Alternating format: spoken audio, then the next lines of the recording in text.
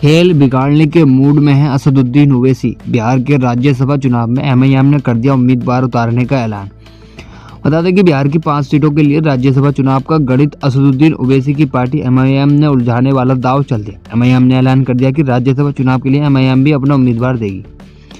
बिहार की 5 राज्यसभा सीटों पर चुनाव होने हैं, इसकी अधिसूचना भी जारी हो गई है। लेकिन इसी बीच चुनाव को लेकर दोनों गठबंधन एनडीए और महागठबंधन का गणित उलझ गया। बिहार में सीमांचल में 2 विधानसभा चुनाव में लगातार अपनी ताकत दिखा चुकी एमआईएम ने 5वीं सीट में पेच फंसा दिया। बिहार एमआईएम के प्रदेश अध्यक्ष ने गुरुवार को साफ कहा कि उनकी पार्टी किसी को समर्थन देने के बजाय खुद अपना उम्मीदवार मैदान में उतारेगी। दरअसल इस चुनाव में असदुद्दीन ओवैसी की एमआईएम बड़ी भूमिका में नजर आने वाली है।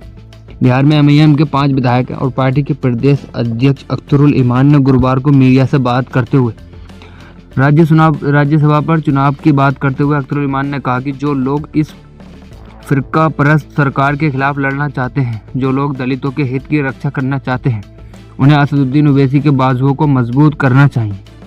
और राज्यसभा चुनाव में समर्थन देने के प्रश्न पर एमआईएम विधायक अख्तरुल ईमान भड़क गए। उन्होंने कहा कि मेरा जन्म समर्थन देने के लिए ही हुआ है। आप लोग यह क्यों नहीं बोलते कि मुझे समर्थन कौन देगा? इन लोगों के राज्यसभा में प्रतिनिधि हैं और राज्यसभा में हमारा कोई नहीं है। राज्यसभा में कई दलों का प्रतिनिधित्व है, लेकिन एमआईएम का कोई सदस्य नहीं है। ऐसे में पार्टी अब अपनी मौजूदगी दर्ज कराना चाहती है। 243 सदस्यों वाली बिहार विधानसभा में एक उम्मीदवार को जीतने के लिए 40 विधायकों का समर्थन चाहिए। अब एनडीए के पास कुल 202 विधायक हैं।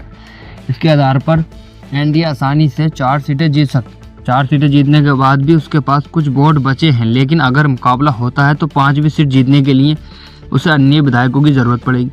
विपक्षी खेमे में राष्ट्रीय जनता दल की अगुवाई वाला महागठबंधन के पास कुल 35 विधायक हैं। इसे एक सीट पर जीत दर्ज करने के लिए अन्य विधायकों की जरूरत पड़ेगी। वहीं सांसद असदुद्दीन ओवैसी के ऑल इंडिया मजलिस इत्तेहादुल मुस्लिमीन के पास 5 विधायक और बहुजन समाज पार्टी के पास 1 विधायक, जो किसी गठबंधन में नहीं। तो इसलिए ओवैसी साहब की तरफ नजरें घुमाई जा रही हैं। क्या ओवैसी साहब को समर्थन करना चाहिए या नहीं?